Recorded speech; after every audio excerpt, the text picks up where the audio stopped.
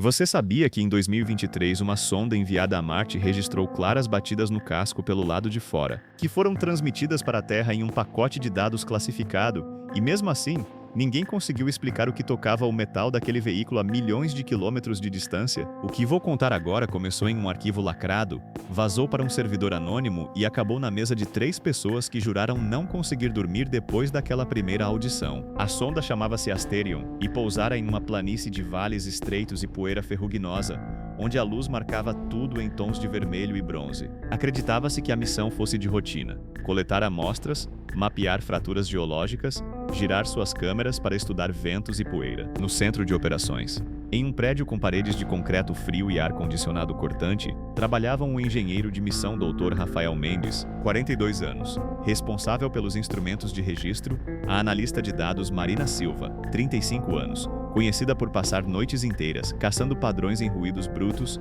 e o chefe de operações Sr. Tomás Leal, 50 anos, que já havia visto missões sofrerem todo tipo de falhas e ainda conservava um ceticismo profissional. O ar no laboratório cheirava a metal aquecido e café velho, as luzes fluorescentes lançavam sombras duras sobre cabos e telas, e as mãos suavam apesar do ar gelado, quando enchiam os copos descartáveis. Segundo registros oficiais, tudo estava normal até o dia em que um pacote de telemetria voltou com dados de vibração. Os sensores haviam captado impactos no casco exterior, pequenos picos que se repetiam com uma regularidade que nenhum modelo havia previsto. Primeiro atribuíram aos efeitos térmicos do amanhecer marciano, expansão e contração produzindo estalos. Depois, sugeriram micrometeoritos, pessoas com conhecimento suficiente para escrever relatórios e desviar o medo. Mas Marina, que passava horas observando espectrogramas, dizia que aquilo não parecia natural. "Olhem aqui", ela disse numa voz baixa, e moveu o cursor por sobre uma tela onde a forma do som brilhava como uma cicatriz luminosa. "Isso tem padrão, não é aleatório." As primeiras horas foram de negação e racionalização. O Dr. Rafael repetia as explicações técnicas com a voz de quem tenta acreditar nas próprias palavras. Pode ser falha no sensor, ruído eletrônico, reflexo. O Sr. Tomás anotava tudo, cruzando horários, apontando para arquivos que mostravam eventos semelhantes em missões anteriores, sempre com uma tentativa de tranquilizar. Na sala ao lado, um técnico mexia em um painel e soltou um riso nervoso, como se fosse afastar uma sombra. Horas se passaram, e quando a equipe reproduziu as batidas em caixas de som para ouvir com nitidez, o som preencheu a sala como uma chuva metálica. Primeiro um único toque distante, depois 2, então uma pausa longa, e o padrão se repetindo. A sensação era física. O som fazia vibrar o peito daqueles que ouviam. Um leve aperto, como se a sala tivesse encolhido. Marina fechou os olhos e quando os reabriu parecia pálida. "Tem ritmo", ela murmurou. "Não é aleatório." O Dr. Rafael aproximou o rosto da tela, a respiração visível contra o vidro frio, como se alguém tocasse com as pontas dos dedos, disse, a voz cortada por incredulidade. A princípio, ouviam-se apenas batidas, metálicas, seguidas, uma cadência que lembrava alguém batendo numa superfície dura. Depois, subitamente, um ruído fino por trás, algo que soava como um sussurro eletrônico. E todos pararam de respirar ao mesmo tempo. Foi quando o falso alívio chegou. Uma gravação complementar mostrou uma possível explicação. Um tremor de baixa frequência, o resultado da ativação de um sensor de perfuração que acontecera horas antes. O relatório técnico descrevia que o pico de vibração no mesmo horário poderia se correlacionar com o acionamento do braço robótico. O Sr. Tomás bateu a mão na mesa satisfeito. "Fechado", disse ele. "Problema encontrado." Alguns sorriram. Marina não sorriu. Ela voltou a pegar o arquivo e ampliou os picos no espectrograma. "Não foi isso", disse ela simples. "Ouçam de novo." Quando voltaram a ouvir, o padrão havia mudado. Na reprodução, após a sequência regular de batidas, um canal captou algo que nenhum dos modelos previu. Uma série de toques seguindo um compasso que continuou mesmo quando a sonda entrou em hibernação por segurança, quando as luzes internas deveriam ter cessado quase por completo. O som parecia vir de fora do casco, claro e distinto, como se alguém batesse com os nós dos dedos numa porta velha. A equipe experimentou uma subida de pânico que começou como um formigamento nos dedos e se transformou num frio que subiu pela espinha. Diálogos curtíssimos preenchiam o silêncio. "Voz?" perguntou o técnico sem nome. "Não", respondeu Marina, "mas tem outra coisa." Ao reproduzir o som em câmera lenta, algo novo apareceu. No espectrograma, entre os toques, havia uma frequência extremamente baixa que se repetia quase humana, uma base que soava como um latido, um batimento. O Dr. Rafael ergueu a mão, tremendo. "Isso é como um padrão", disse ele. "Padrões que reconhecemos. Eles passaram noites inteiras vasculhando registros, comparando com ruídos de meteoros, com assinaturas de ventos marcianos, com qualquer banco de dados existente. Nada! O padrão permanecia. Na terceira noite, às 2h47 da madrugada, o servidor que guardava os arquivos principais perdeu conexão por 15 min. As luzes do laboratório oscilaram.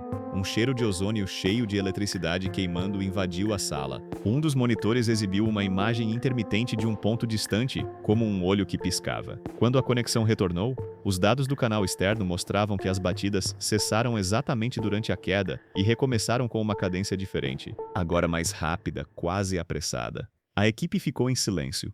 O Sr. Tomás bateu com a palma da mão na mesa e disse apenas: "Isso é um arquivo. Isso é só um arquivo." Mas nenhum de seus trejeitos convenceu os outros. O que veio depois foi o núcleo do terror.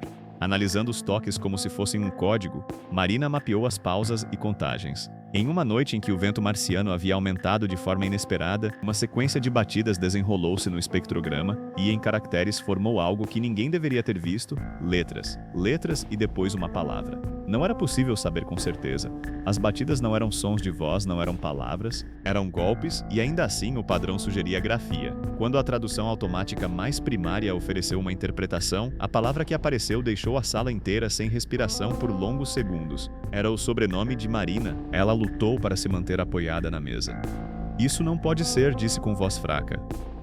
O Dr. Rafael apertou as mãos até os nós dos dedos ficarem brancos e um gosto de bile subiu pela garganta dele. "Talvez seja coincidência", disse, e tentou rir. "Um som seco. Padrões aparecem onde a gente quer ver padrão, mas a ameaça já se instalara como um cheiro. Metálica, úmida na lembrança de chuva, apesar de Marte ser seco, uma sensação de náusea que apertava o peito. A partir daquele momento, o terror deixou de ser apenas um som nos alto-falantes e ganhou a dimensão de algo que observava. Fotografias de alta resolução feitas pela sonda mostravam marcas no chão, arranhões no regolito, linhas que podiam ser rastros ou apenas efeitos da luz. Em um dos quadros, ampliado até ficar desfeito, aparecia uma sombra que poderia ser reflexo ou forma. Ninguém teve coragem de apontar. Horas se passaram até o técnico fechar a pasta principal e ir embora, com passos que ecoaram pelo corredor como punhos batendo. Na manhã seguinte, uma gravação descoberta por acaso em um repositório secundário mostrou algo que não cabia em relatórios. Era um trecho curto, 20 e poucos segundos, em que além das batidas surgia por baixo um som muito tênue. Respiração. Respiração abafada, irregular, como de alguém que luta para não chorar. O Dr. Rafael colocou o fone e, num impulso que ainda não sabia explicar, respondeu em voz alta, como se a pessoa do outro lado pudesse ouvi-lo. "Quem é?" ele perguntou sem acreditar que falava com uma máquina. O som do outro lado foi apenas silêncio, ou, se houve resposta, foi tão baixa que parecia um sopro de vento entre pedras. As consequências foram físicas e irreversíveis para o grupo. 2 dias depois, o técnico que tinha arrumado o painel não apareceu para trabalhar. Encontraram suas coisas intocadas, um copo pela metade, a cadeira recuada, e mais tarde descobriram que ele havia deixado uma carta curta, escrita à mão: "Não toquem mais. Eles batem." Ele entrou no carro e foi embora. Ninguém soube onde. O Sr. Tomás teve de lidar com jornalistas com pedidos de explicação, com ordens superiores para fechar o arquivo. A agência lacrou pastas, mudou protocolos, ofereceu explicações oficiais que cheiravam a burocracia. Mas os arquivos vazados continuaram a circular. O que restou foi uma gravação final, quebradiça e incompleta, que alguém havia conseguido baixar antes de o servidor ser bloqueado. No último trecho audível, as batidas não eram mais apenas um padrão. Era uma tentativa de comunicação deliberada, como se alguém ou algo estivesse batendo com urgência, batendo para chamar atenção. A última sequência, gravada com os ruídos distantes do espaço e o silêncio pesado do planeta vermelho, formou, segundo o que alguns juraram ter visto, uma frase curta em código que ninguém soube decifrar com certeza, mas que deixou marcas. Uma semana depois, um recorte de jornal reportou que, num depósito da agência, um pequeno pedaço de cascalho marciano inexplicavelmente apresentara linhas finas como unhas e que a imagem havia sido catalogada como anômala. A versão oficial, quando veio, foi curta e reposicionadora. Interferência eletromagnética, ruído térmico, pareidolias auditivas. A versão extraoficial dizia que havia uma coisa no lado de fora do casco e que as batidas eram um pedido, um teste, talvez um aviso.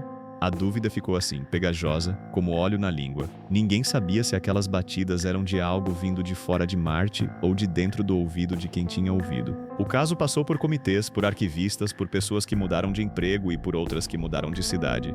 Mas o arquivo continuou a existir em cópias clandestinas, cada uma com pequenos erros, como feridas que cicatrizam tortas. O que me segue no fim é uma imagem que ninguém conseguiu apagar. A forma do espectrograma, em que as batidas, quando ampliadas, formam uma curva que se assemelha a um batimento cardíaco, como se o metal tivesse escutado e estivesse, por sua vez, sendo tocado por um coração. E a pergunta que ficou mutilando qualquer certeza é simples e cortante. Se algo bateu lá fora, quem do outro lado ouviu a resposta? E se algum dia, no silêncio da madrugada, você ouvir batidas na lataria do seu carro, pare, escute e não dê às batidas uma explicação apressada. Às vezes, as respostas que encontramos são piores do que aquilo que mantemos sem nome.